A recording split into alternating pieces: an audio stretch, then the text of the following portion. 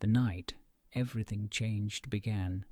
Like any other, Mark Stevens leaned back in his chair, eyes fixed on his computer screen as he wrapped up a high-stakes presentation. The client on the other end was one signature away from approving a deal that would secure Mark's position at his company, a deal that had taken months of negotiations. And as you can see from the quarterly projections, he said, voice smooth but heart pounding, investing now will give you a 30% return by next year. The client hesitated. Those numbers, they're impressive, Mark.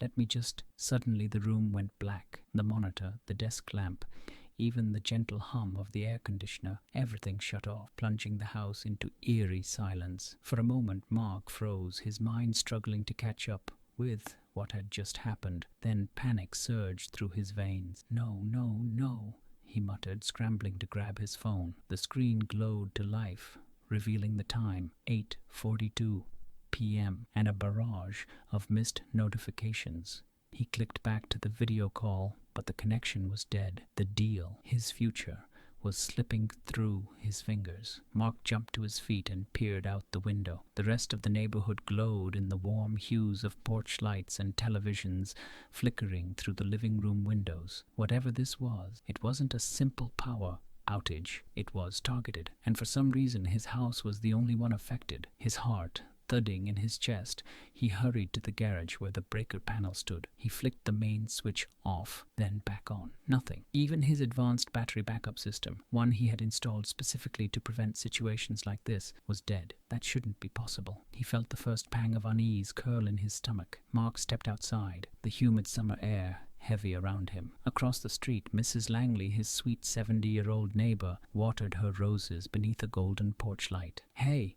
he called, trying to keep the frustration from his voice. "Did your power flicker?" She blinked in surprise. "No, dear.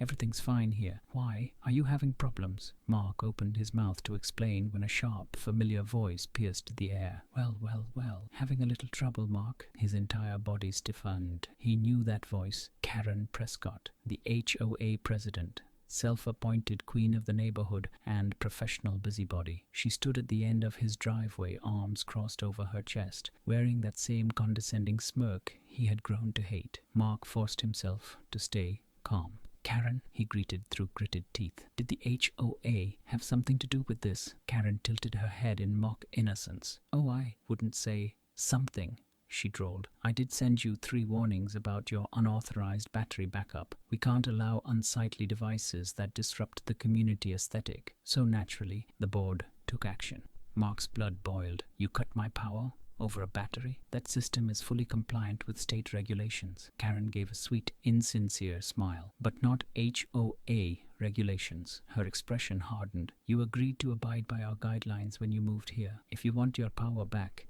you'll need to remove the system and submit an apology letter to the board. Otherwise, you will remain in the dark." Her words hung heavy in the air. "You can't do this," Mark snapped. "Oh, but we already did," Karen replied smoothly, turning on her heel as she strutted back toward her lavish house, twice the size of anyone else's. It struck Mark how much power she held over this community, and how far she was willing to go to protect it. Anger burned in his chest as he returned inside. This wasn't just about his power system. Karen was making it personal. But why?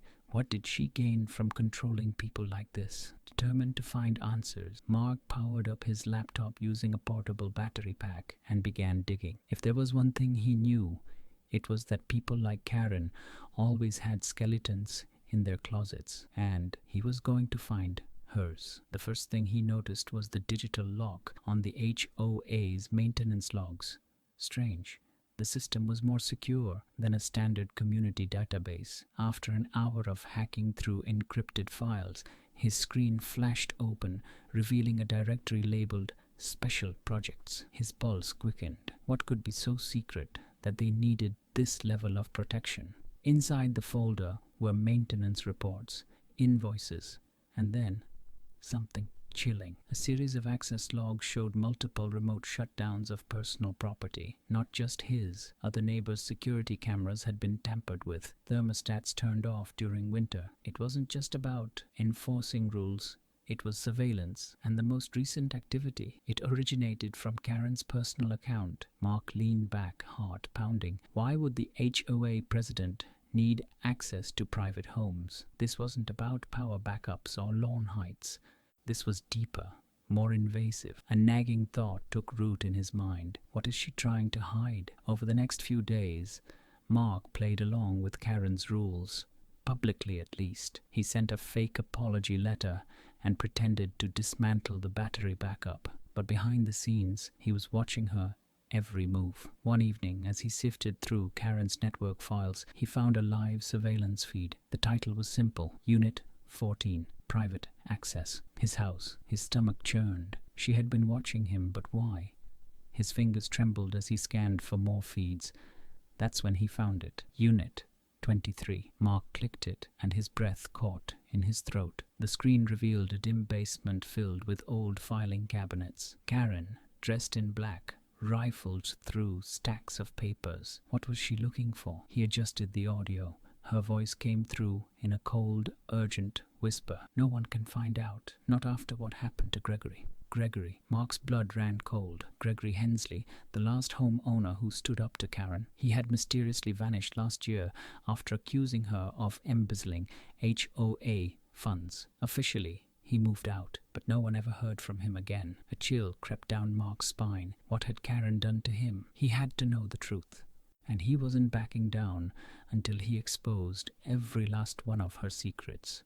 What exactly did Karen do to Gregory, and how far will she go to keep Mark silent? The discovery of the surveillance feed changed everything. Mark's heart pounded as he stared at the screen, watching Karen shuffle through those dusty cabinets in the mysterious Unit 23 basement. Her words echoed in his mind. No one can find out, not after what happened to Gregory.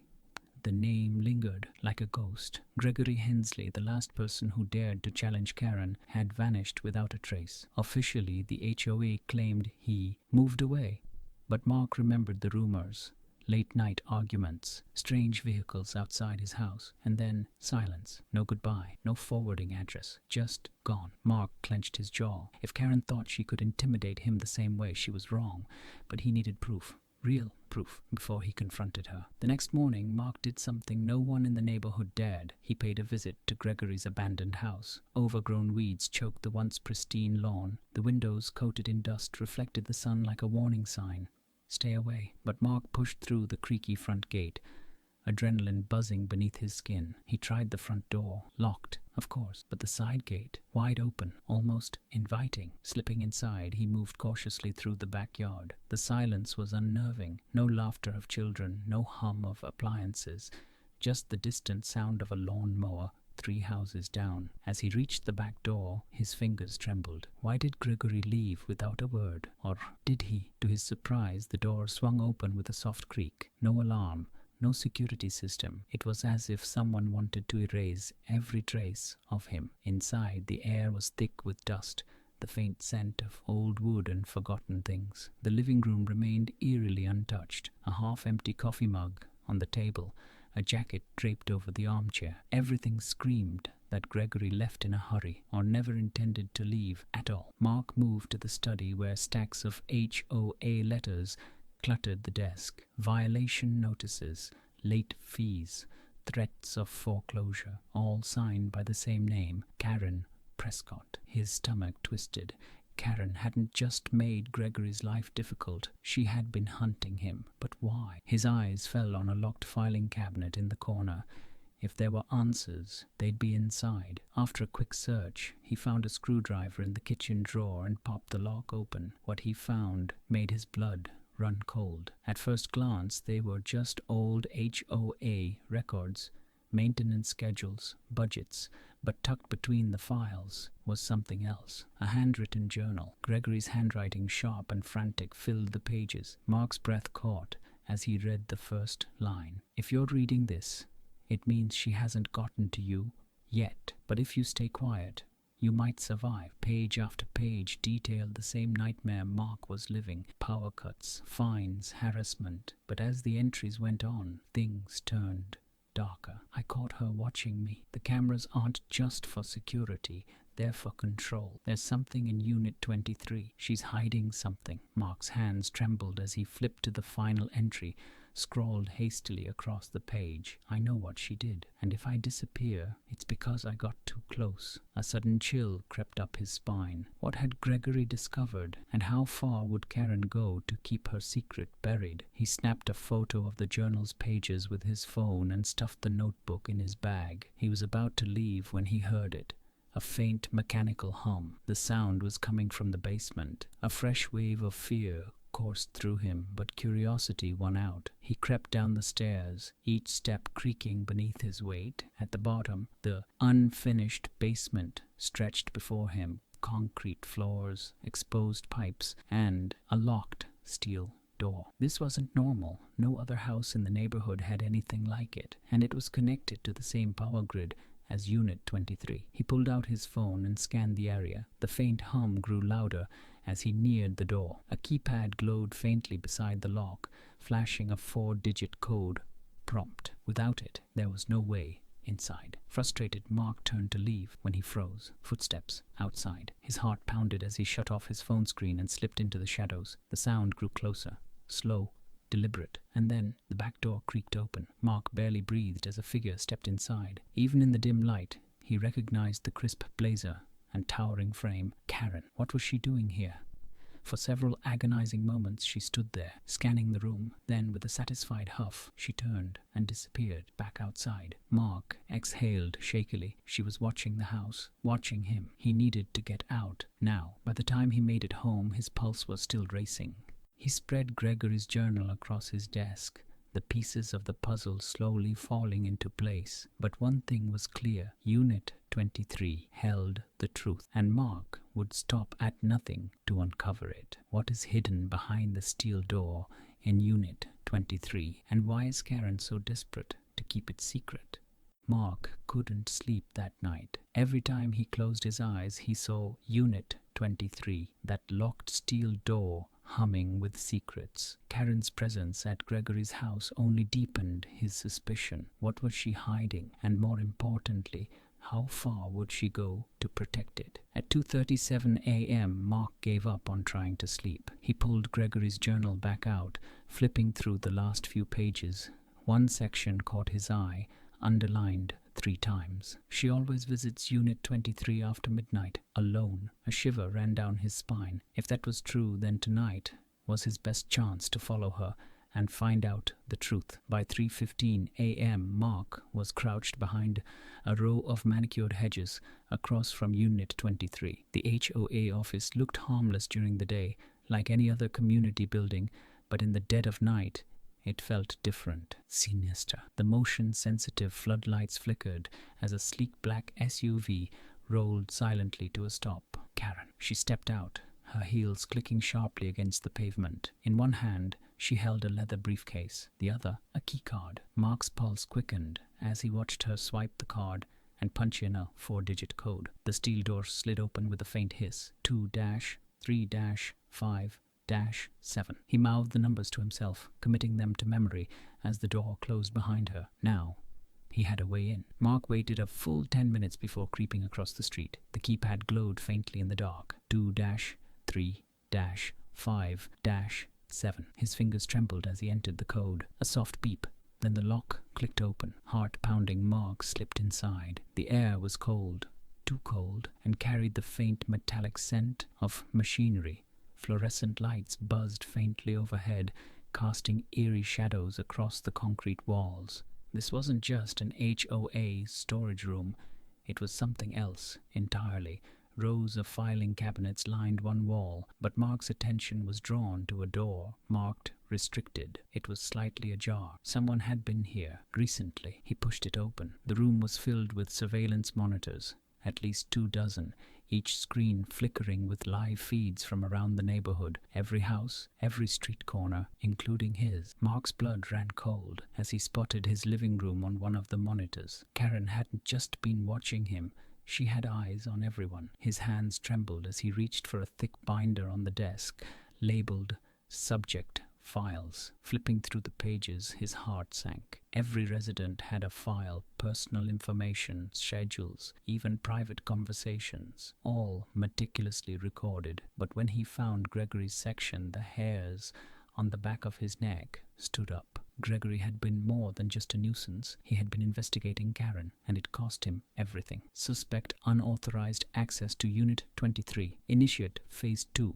Containment. Subject relocated. No further action required. Relocated? Mark's stomach churned. Did Karen do something worse? A loud metallic clank echoed from deeper inside the building, pulling him from his thoughts. Someone was coming. He quickly stuffed the binder into his bag and killed the lights, crouching behind a shelf as the door creaked open. Karen. Her heels echoed ominously as she entered the room. She paused near the surveillance desk, fingers tapping rhythmically against her briefcase. Mark barely dared to breathe. Then her voice cut through the silence. "I know you're here, Mark." His heart stopped. "Curiosity's a dangerous thing," she said softly, almost playfully. Gregory learned that the hard way. You wouldn't want to follow in his footsteps, would you? Mark's blood turned to ice. How did she know? She lingered a moment longer, then turned and exited, locking the door behind her. It was nearly dawn when Mark slipped back home, heart still pounding in his chest. He spread the stolen binder across his kitchen table, scanning the files for any mention of Gregory's disappearance. And then he found it. A handwritten note tucked between the pages, different from the others. "If you want the truth, follow the tunnel." Mark's breath hitched. What tunnel? And where did it lead? A quick search through the binder revealed an old utility blueprint. Beneath Unit 23, a red line marked an underground tunnel leading to a remote corner of the community, a place labeled Outpost B. Why would the HOA need a hidden tunnel? And what exactly was Outpost B? He had to find out. By sunset, Mark returned to Unit 23. This time he came prepared, with gloves, a flashlight, and the stolen code. The steel door clicked open as easily as before, and he moved quickly through the surveillance room, scanning for any sign of an entrance. Finally, near the back wall, he found it, a hatch, partially concealed beneath a rusted metal grate. He heaved it open, revealing a dark, narrow passage. The air was heavy and damp, carrying the faint scent of earth and machinery. Without hesitation, Mark climbed down. The tunnel stretched for what felt like miles, the walls lined with thick cables. This wasn't just an old utility tunnel. It was active, but why? At last, the tunnel opened into a dimly lit chamber. Mark's breath hitched as he took in the scene. Rows of server racks hummed softly, their lights blinking like stars. In the center stood a locked glass enclosure. Inside, a bank of hard drives marked Archive Confidential. Mark's hand shook as he approached the control panel. Whatever was on these drives was the key to everything. Gregory, the surveillance, the power games. But just as he reached for the console, a voice pierced the silence behind him. "I warned you, Mark." He spun around. Karen. Her face was calm, but there was a dangerous gleam in her eyes. She held a small, sleek remote in her hand. "You should have stayed out of this," she said coldly. "Now I can't let you leave. What secrets are hidden in the archive, and how far will Karen go to ensure Mark never reveals the truth?" Mark's heart pounded in his chest as Karen's cold, calculating gaze locked onto his. The dim glow from the server racks cast eerie shadows across her face, making her look even more sinister. In her hand, the small black remote blinked ominously. Whatever it controlled, Mark knew it wasn't good. "You shouldn't have come here," Karen said, her voice low and threatening. "You think you're the first nosy neighbor who tried to dig too deep? Believe me, you won't make it out if you keep pushing." Mark's mind raced. What was on those hard drives, and why was Karen willing to go to such extremes to protect them? He took a slow, steadying breath, trying to mask his fear. "Why did you do it?" he demanded. "Why did you cut my power? What are you hiding down here?" Karen let out a bitter laugh, the sound echoing off the cold concrete walls. "You still don't get it, do you?" she said. "This community It's not just about manicured lawns and parking violations. It's about control and people like Gregory. And now you disrupt that balance. Mark's fists clenched at the mention of Gregory. She knew what happened to him. He was sure of it. What did you do to Gregory? He pressed, stepping closer. Where is he? Karen's smile faded. For a fleeting moment, something flashed in her eyes. Fear, guilt, before her expression hardened again. Gregory couldn't mind his business, she said simply, and I made sure he wouldn't be a problem anymore. Mark's stomach twisted. She admitted it. Did you hurt him? His voice trembled despite himself. Karen tilted her head, considering him. I didn't need to, she said, her tone chilling. He made it easy for me. People with secrets are easy to control, and Gregory had plenty. Mark's heart raced. What secrets? You think I'm the villain, she continued softly, stepping closer. But Gregory, he wasn't as innocent as you think. He had his own little side projects, illegal ones. He was stealing confidential data from these servers. She gestured toward the glass enclosure where the archive, confidential hard drives glowed softly. Liar, Mark spat. Gregory was trying to expose you, and you know it. Karen's lips curled into a thin smile. Believe what you want, she said, but if you really want to know the truth. She extended her hand toward the remote, her finger hovering over the button. I'll show you. Before Mark could react, she pressed the button. A low whir filled the air as the glass chamber unlocked with a metallic hiss. The hard drives inside began to spin faster, lights flashing wildly. Something was happening. But what? Mark lunged forward, shoving Karen's hand aside as he rushed towards the console. His fingers flew across the keyboard, desperate to stop whatever she'd triggered. The monitor flickered to life, lines of encrypted code scrolling faster than he could process. What did you do? He shouted. Karen smirked. I activated the purge protocol, she said. In less than 5 minutes, every piece of data here will be gone, including any proof you think you've found. Panic surged through Mark. If he didn't stop it, everything would be lost. Gregory's truth, Karen's crimes, all of it. His mind raced. There had to be a way to override the purge. He scanned the screen until he found it. An emergency shutdown command, but it was password protected. What's the password? He demanded.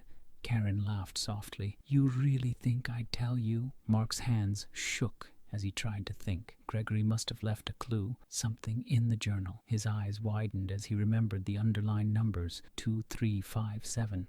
He typed the code in. Access denied. Think, Mark. Think, he muttered. He glanced back at Karen, who was leaning against the wall with eerie calmness. She wasn't worried. She thought he would fail, but then it hit him. The tunnel. The handwritten note Gregory left behind. If you want the truth, follow the tunnel. The truth, Mark whispered. What if that was the password? He typed it in. THETRUTH. For a terrifying second, nothing happened. Then, access granted. The purge countdown froze. No, Karen hissed, pushing off the wall. But Mark was faster. He yanked open the glass chamber and grabbed the primary hard drive. It's over, Karen, he said, his voice firm. I have everything I need to take you down. Karen's face darkened. You don't understand what you've done, she said coldly. You think the HOA answers to me. There are people above me, people who won't let you walk away. Mark's blood ran cold. Was she bluffing, or was this bigger than he realized? We'll see about that, he said, backing toward the exit. But just as he reached the tunnel entrance, Karen's voice stopped him. One last question, she called out, her voice eerily calm. Did Gregory tell you about his wife? Mark froze. What are you talking about? Karen's smile returned. He wasn't doing this for justice, she said softly. He was doing it for revenge.